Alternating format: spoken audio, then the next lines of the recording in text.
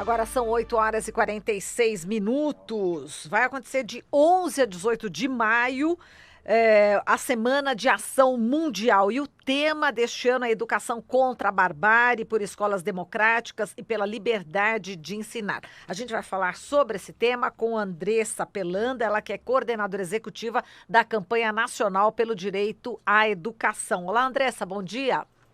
Bom dia. Bom, para falar de educação, a gente precisa falar do Fundeb, né? Que é uma coisa muito importante para as escolas no Brasil inteiro. E o foco deste ano, dessa Semana de Ação Mundial, é justamente a educação. O Fundeb fará parte desse debate, não é isso, Andressa? Isso, com certeza, né? O Fundeb é o principal fundo de financiamento para a educação básica no Brasil, ou seja, da creche até o final do ensino médio, e ele está sendo debatido nesse momento no Congresso Nacional em duas propostas de emenda à Constituição para tornar o Fundeb permanente e para apresentar, né, melhorias ao fundo. E a Campanha Nacional pelo Direito à Educação, junto com outras entidades, estão participando desse debate. E a gente está fazendo uma pressão lá para ver se a gente consegue melhorar a qualidade da nossa educação brasileira, o acesso, aumentar as matrículas e também melhorar o financiamento da educação, né? É que termina agora no final do ano, não é isso? O Fundeb e depois a ideia é justamente tornar permanente, né, essa contribuição, né? Isso, exatamente. O Fundeb que existe hoje, né, que está vigente, ele tem validade no final do ano. E foi prevista na legislação anterior, né, que ele tivesse um novo debate para uma renovação e para torná-lo permanente. É justamente isso que está em debate no Congresso, né? Mas a maior parte das entidades e dos atores que participam, né, tem um consenso sobre a permanência do Fundeb, né? O que pode estar em risco diante da pressão do governo federal, que ele tem feito uma pressão para redução de recursos para a área, então ainda há um risco de que ele não se torne permanente, inclusive se ele não for aprovado, né, até o final do ano. Mas os principais debates hoje em torno do Fundeb é quanto de complementação do governo federal vai ao fundo. Porque hoje a União, que é o governo federal, ela investe 10% de complementação e é a menor parcela, né, de complementação ao fundo em relação aos estados e municípios. E ela, na verdade, é quem mais arrecada. Então, para dividir, né, esse bolo e conseguir financiar adequadamente a educação no Brasil, a gente precisa aumentar essa complementação da União. E é justamente o que o governo federal, e agora com pressão também do Rodrigo Maia, que tem uma pressão bastante liberal e de cortes de recursos, tem pressionado para reduzir a complementação da União ao fundo, que deveria ser de 40%, que é o que a gente precisa de fato para ter uma educação de qualidade e para ter uma justiça federativa, né? Agora, Mas o que tem se desenhado é uma complementação de 20, que na verdade é de 15, quando a gente vai olhar o cálculo de recurso novo só vem 5% a mais e não 10%, como se está se desenhando. exato. E a sua expectativa é que passe pelo menos esse de 20% de contribuição, ou qual que é a expectativa que as pessoas, né, ligadas à luta pela educação, qual que é a ideia que vocês imaginam a partir dessa pressão aí do Bolsonaro querendo diminuir? Então, o relatório da deputada professora Dorinha propõe 20% de complementação ao fundo. 20% seria já um recurso interessante, né? Porque a gente teria 10% a mais do que hoje é investido em complementação da União. Acontece que foi liberado na proposição que sejam usados recursos do salário educação para compor esses 20%, né? E os recursos do salário educação, na verdade, eles vão especialmente para outros programas que não programas que vão direto para a escola, que é o caso do Fundeb.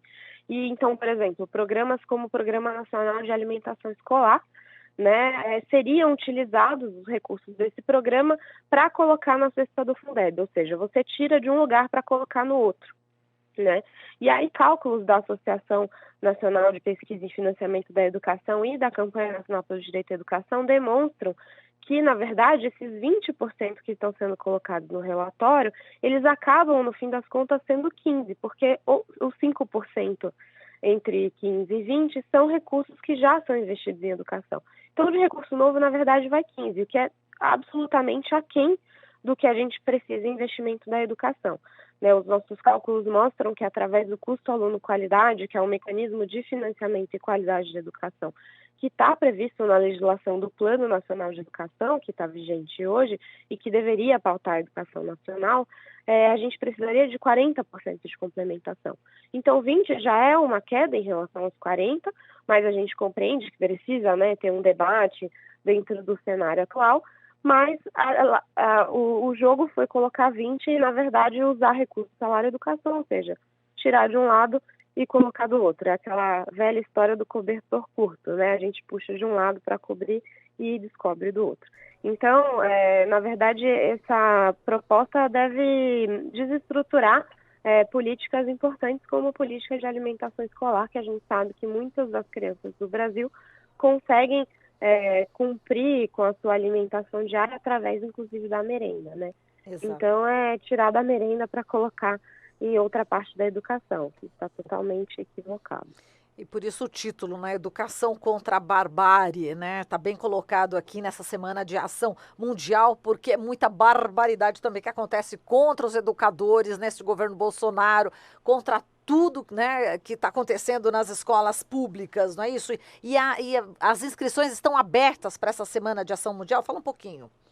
Isso, então, a gente escolheu esse tema da educação contra a barbárie justamente porque a gente precisa fazer face tanto a esses cortes, né, de investimentos que desmobilizam e desestruturam todas as políticas educacionais, que é um pouco a barbárie gerencial, né, que é colocada hoje em prática, da austeridade, da emenda 95, do teto de gastos, e também a barbárie que vem de uma onda altamente conservadora que toca a educação hoje, né, através da militarização das escolas, dos ataques à liberdade de ensinar, o racismo, a violência contra a diversidade, o desprezo à ciência, ao conhecimento, e tudo isso que também eu estava ouvindo a rádio, né, e vocês estavam falando antes de mim. A Semana de Ação Mundial é a maior mobilização mundial pela educação, ela funciona em mais de 100 países do mundo, e aqui no Brasil a Campanha Nacional pelo Direito à Educação coordena com uma série de outras organizações parceiras, e a ideia é muito simples. A gente produz um material de subsídios, né, de base para debates, e as pessoas se inscrevem no site da Semana de Ação Mundial, que é semanadeaçãomundial.org, e recebem esses materiais gratuitamente em suas casas, nas escolas, nas câmaras de vereadores, nas assembleias legislativas, em qualquer lugar que possa ser feito um debate em torno da educação. E aí as atividades são autogestionadas, então cada pessoa que se inscreve pode realizar uma atividade de acordo com a sua realidade local, de acordo com o contexto e também com o público que vai debater. Então as inscrições já estão abertas, elas ficam abertas até o dia 1º de abril, então são um mês de inscrições, a gente já tem bastante inscritos, e ano passado a gente mobilizou mais de 200 mil pessoas, e a ideia é bater essa meta esse ano, que a gente precisa ainda mais debater e fazer face à barbárie na educação. Muito bem, vamos lá lutar pela educação. Semana de Ação Mundial.org. Vamos todo mundo se inscrevendo aí. Um grande abraço, Andressa. Um abraço, muito obrigada. Obrigada a você. Falamos com a Andressa Pelanda, coordenadora executiva da Campanha Nacional pelo Direito à Educação.